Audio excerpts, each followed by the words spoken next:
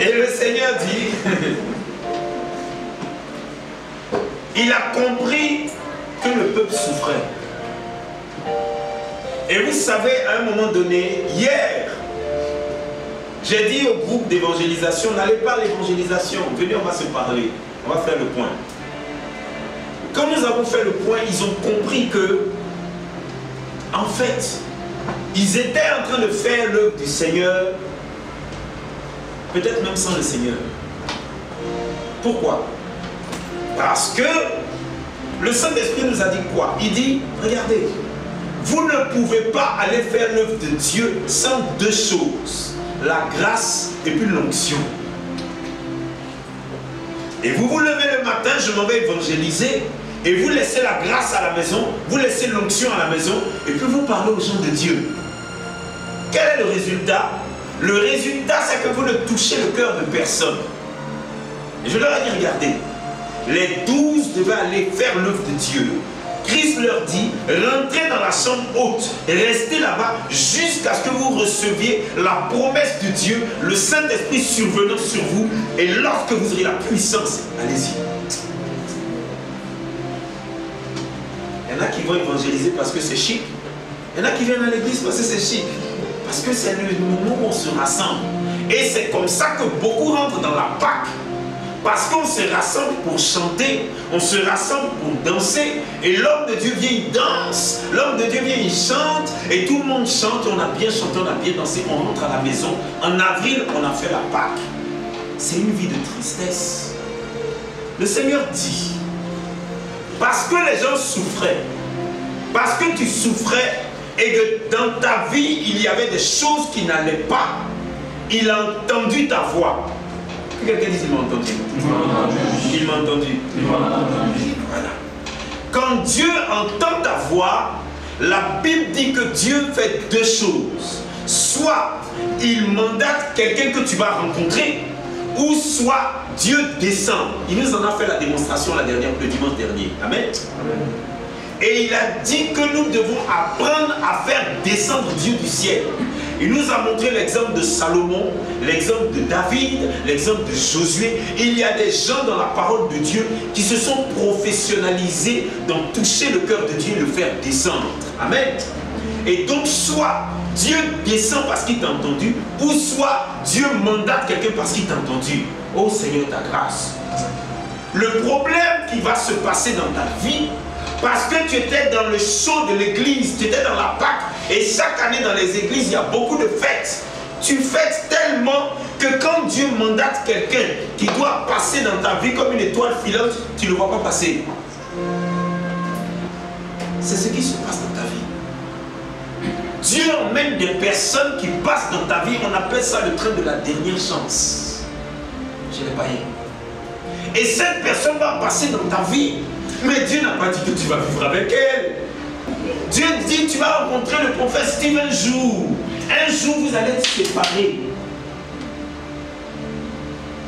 Et donc quand tu le rencontres, Dieu prévoit une période où vous n'allez plus être ensemble. Donc il te donne un temps où il t'a entendu.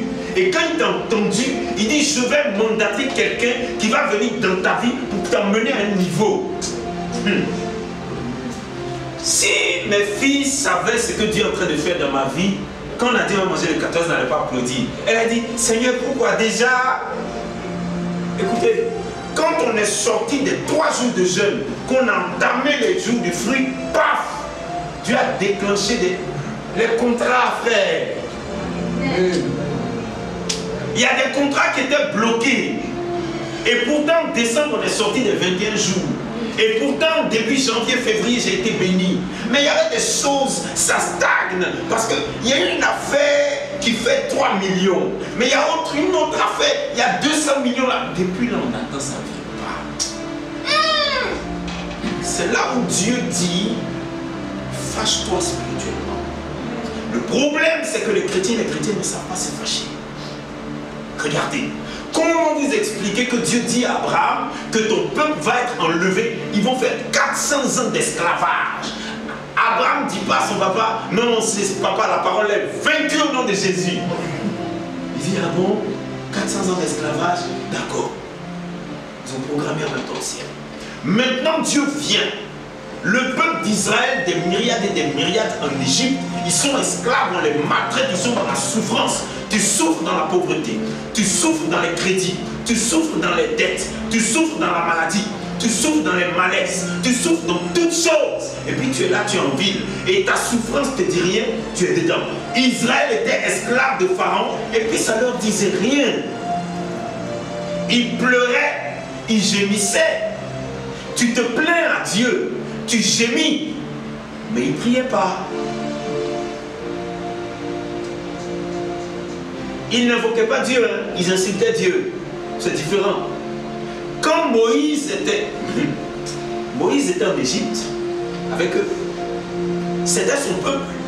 Quand Moïse est arrivé à la montagne, tout ce qu'il a trouvé à dire à Dieu, c'est que tu nous as abandonnés, ce n'est pas Dieu, c'est ce qu'eux ils disaient là-bas. Et tu ne pries pas.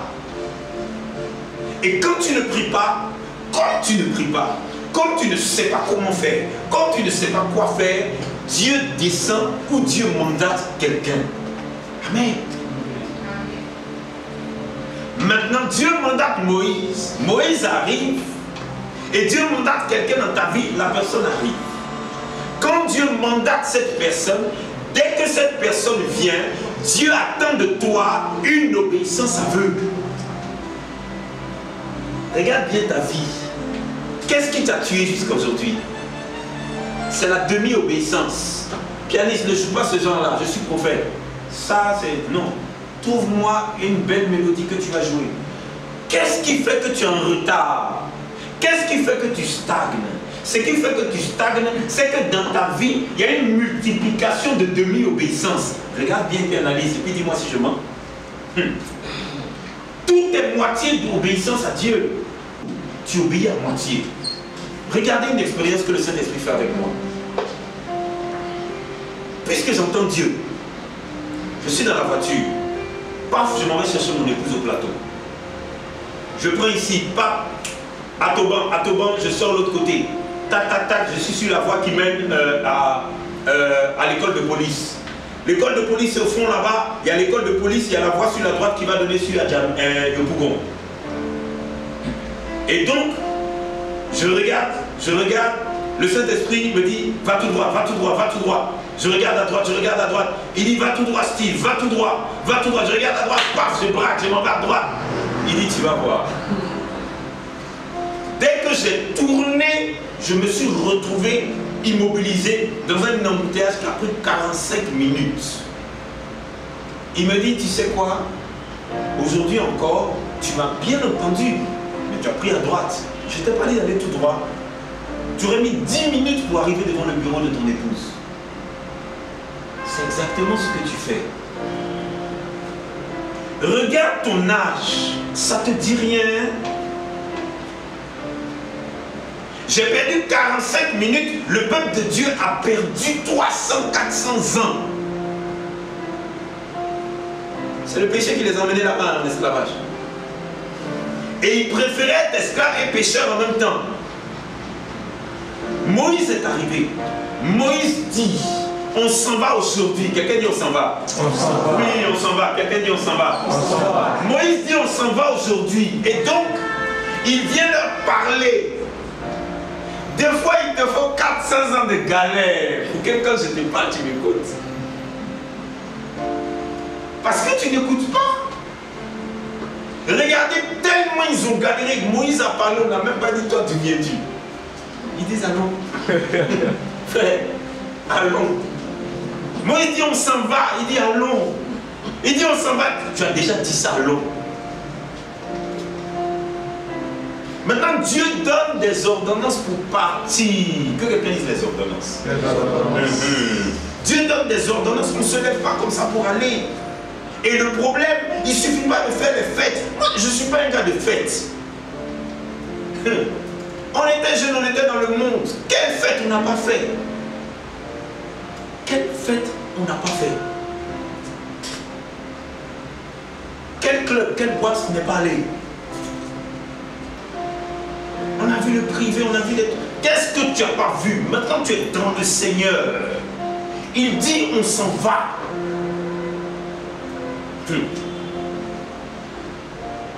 Il dit à Moïse, parle à toute l'assemblée et dis-leur que ce mois-ci sera le premier mois. Dieu te dit que ton mois c'est avril, c'est ton premier mois. Vous savez, il y a un problème dans la chrétienté, hein? Parce qu'il y a un parlable entre l'Ancien Testament et le Nouveau. Les hommes de Dieu prennent ce qui leur plaît dans le Nouveau, dans l'Ancien ils emmènent dans le Nouveau. Ce qui ne leur plaît pas, ils laissent là-bas et vice versa. Ils font les fêtes de moisson. Pourquoi c'est moisson-là qui t'intéresse? Parce que moisson, il faut qu'on vienne t'en donner. C'est pour ça que ça l'intéresse. Mais ici, là, pourquoi il n'y a aucun homme de Dieu qui dit que les chrétiens, leur mois de janvier, c'est avril? Quand la Pâque vient, on fête la Pâque. Qu'est-ce que tu fêtes? Mais ton premier mois en tant que chrétien, c'est avril. Maintenant, il dit c'est votre premier mois, premier degré d'obéissance. Sache que chez toi, en tant que chrétien, en avril, tout commence. Ça veut dire quoi? Ça veut dire que les bénédictions que nous avons reçues en janvier, en février, puis en mars, c'était l'échantillon du début. Non, c'est l'échantillon. Dieu est en train de s'amuser un peu. Parce que c'est en avril que ton année commence. Donc, quand tu croyais que ça n'allait pas là, non, c'est maintenant que ça va commencer. C'est maintenant que ça va commencer. Le Seigneur dit à toute l'assemblée que le mois d'avril sera leur premier mois. Maintenant, il dit, le 10e jour de ce mois-ci, le 10 avril, dis-leur de prendre un agneau et puis ils vont griller, ils vont briser. Amen. Il dit, prends des herbes amères et puis du pain sans levain. Prends des herbes amères. Et quand ils vont manger, ils n'ont qu'à manger à la hâte, rapidement. Pourquoi? Le Saint-Esprit a fait quelque chose. Il s'est attaqué aux ennemis de Satan et aux ennemis d'Israël. Il s'est attaqué à Satan, aux démons.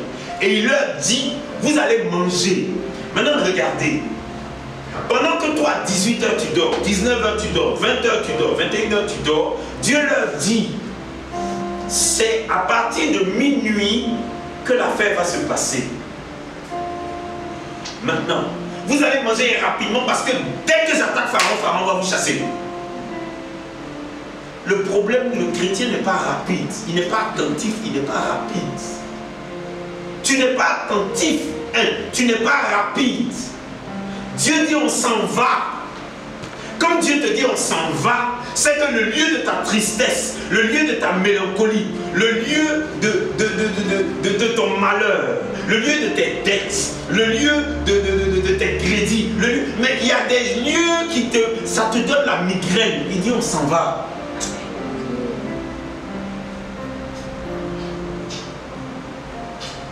Il y a des gens, Dieu leur dit, regardez, quand j'ai fermé mon restaurant au château à cause des inondations, je dis Seigneur, la vision que tu m'as donnée était tellement belle. J'attends que tu me donnes un lieu en ville où je vais reproduire la vision. C'est ce que j'ai dit. Tu as un coin et puis Dieu dit que je vais t'élever. Je vais te multiplier. Tu seras extraordinaire. Tu dis, oh papa, j'aime ça ce que tu dis, mais je suis tellement nostalgique. J'aime où je suis là. Et c'est comme ça qu'il y a des gens, des messieurs qui se sont mariés, et puis il est nostalgique de son ancienne copine. Elle se marie, elle est nostalgique de son ancien gars. Et beaucoup de chrétiens sont nostalgiques du passé. Mais Dieu dit on s'en va. Maintenant Dieu dit, écoute, souvent quand on fuit, souvent quand tu es délivré, dans ta fuite tu peux te blesser. En courant, en quittant, tu peux te blesser. En courant, en quittant, il y a des choses qui peuvent être difficiles. Souvent les séparations, quand Dieu t'arrache du monde, quand Dieu te sépare de certaines personnes, de certains membres de la famille, de certaines personnes que tu chérissais, il y a une douleur, ça te laisse un goût amer. C'est ça le symbole des herbes amères. Il dit, vous allez courir, mais vous mangez des herbes amères avec le... Mais on te dit de manger un agneau, c'est doux. On dit de manger des herbes amères. Parce que la fuite là, il y a sa douleur. Et Dieu veut te préparer à la douleur qui est là-bas. Parce que quand tu vas commencer à partir, il y a une douleur dedans. Ça te fait mal. Frère, il faut partir. Dieu dit on s'en va. Et il y a trop de nostalgie sur de mauvaises choses. Ah, oh merci Saint-Esprit, regarde ce que le Saint-Esprit lui dit. Il dit, le peuple s'en va, Dieu lui dit, cours. Arrivé là-bas, il dit, pourquoi nous as-tu emmenés dans ce désert malsain?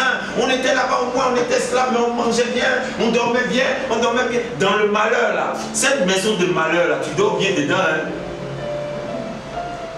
Oui, c'est une maison de malheur, mais pourtant tu dors. Mais Dieu dit, écoutez, cette même nuit, on en mangera la chair rôtie au feu, on la mangera avec du pain sans levain et des herbes amères. Il dit, ce sera votre Pâque. Mais attention, j'ai une ordonnance à vous donner. Ceux qui ne sont pas circoncis, ne mange pas avec vous. Voilà le péché de l'église actuelle. Voilà le péché de l'église catholique dedans, protestant dedans, évangélique dedans, orthodoxe dedans. Tout le monde fête la Pâque, tout le monde danse alors qu'il y a des païens parmi nous. Tu n'es pas encore chrétien. Pourquoi tu guettes la Pâque? C'est pas pour toi. La Pâque, c'est pour ceux qui sont consacrés à Dieu. Tu n'as pas fait les préliminaires qui te permettent de vivre la Pâque. C'est pour ça que quand ils ont quitté l'Égypte, il y avait des ramassis, il y avait des poubelliers, il y avait tout avec. Arrivé au désert maintenant, il y a un qui a osé commettre l'adultère, ils l'ont lapidé. On a quitté l'Égypte, c'est pour venir prendre la go de ton ami. Tue-le. D'où on vient là? Tout ce que tu as trouvé à faire, c'est de prendre la femme de ton ami. Et toi-même tu es marié. Moïse dit tuez-le. Pourquoi? Mais parce que Dieu dit, faites attention. Tout le monde veut fêter la Pâque. Mais analyse ta vie d'abord avant de dire oui, on est aujourd'hui, c'est la Pâque, on doit fêter, on doit danser. Qu'est-ce que tu danses? La sœur de Marie et la sœur de Moïse, la prophétesse Myriam. Quand Pharaon est tombé dans l'eau, qu'ils ont été engloutis, elle a créé une chanson en même temps par l'Esprit de Dieu. Elle a créé une chanson, c'est là. Donc, qu'est-ce que toi tu fais? Qu'est-ce que tu danses? Qu'est-ce que tu... Non, quoi? On l'a délivrée. Elle s'est consacrée à Dieu.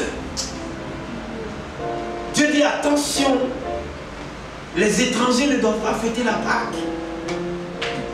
Et un pasteur qui va se lever là-bas pour dire, non, tout est accompli, c'est la grâce, il peut. Le Saint-Esprit veut te dire que Dieu qui est un Dieu de changement, il te dit, au mois d'avril, je suis venu pour changer des éléments de ta vie. J'ai entendu tes pleurs, j'ai entendu tes cris, j'ai entendu ta voix. Ne te presse pas. C'est le 10 avril que je leur ai dit de prendre l'agneau. C'est le 14 avril que je leur ai dit de manger.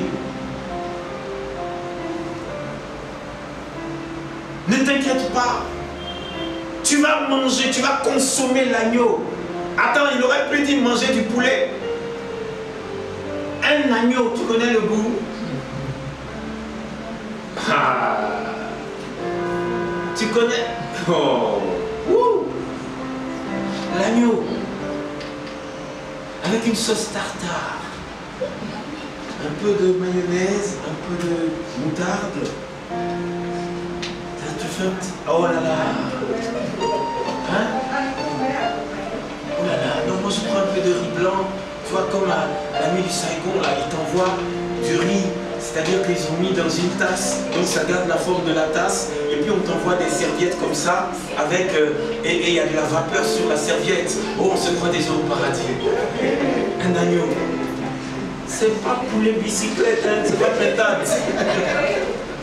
C'est pas la pétade. Dieu dit on s'en va.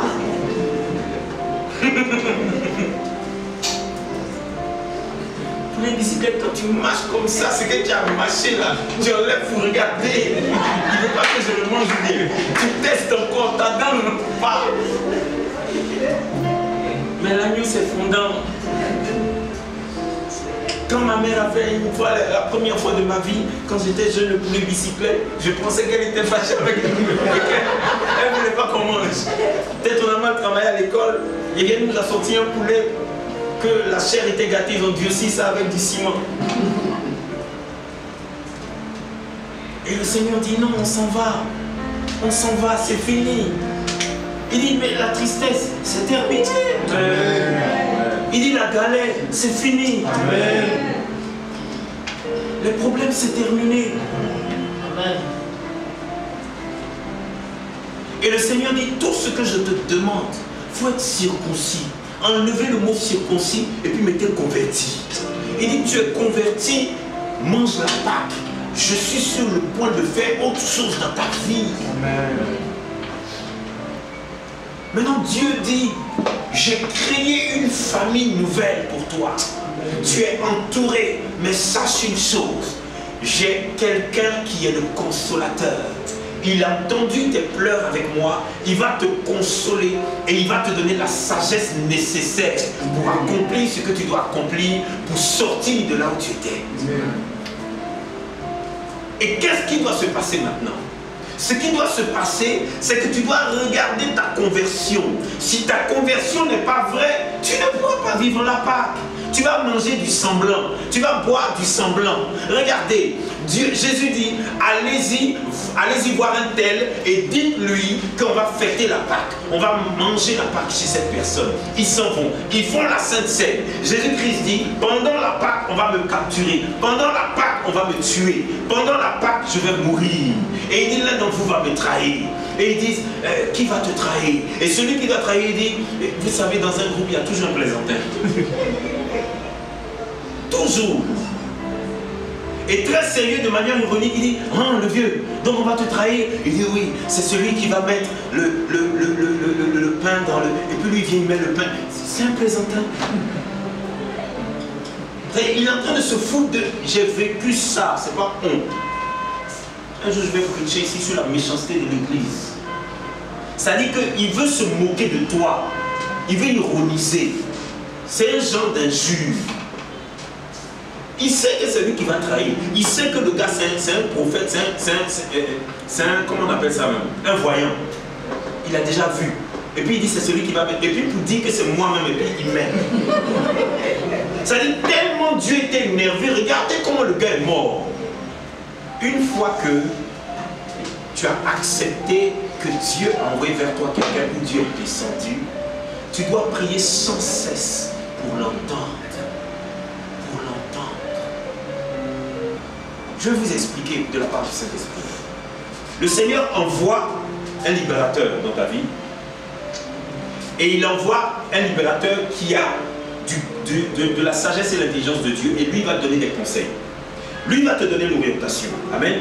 Donc, quand il te donne l'orientation, il te donne les ordonnances que tu dois appliquer immédiatement pour sortir de là où tu es. Maintenant, quand il va te donner tout ça, il va chercher à t'organiser. Parce que ce qui te manque, c'est l'organisation. Amen. Regardez, merci Saint-Esprit.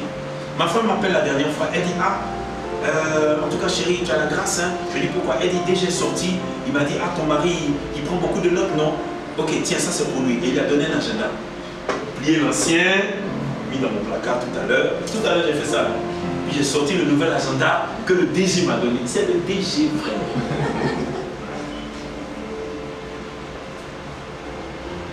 C'est pas le DG du maquis, hein.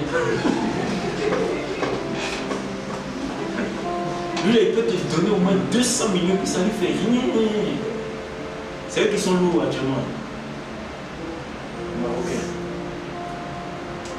Tu ne sais pas pourquoi le DG t'a donné. Parce que l'agenda que j'utilisais, j'écrivais moi-même la date.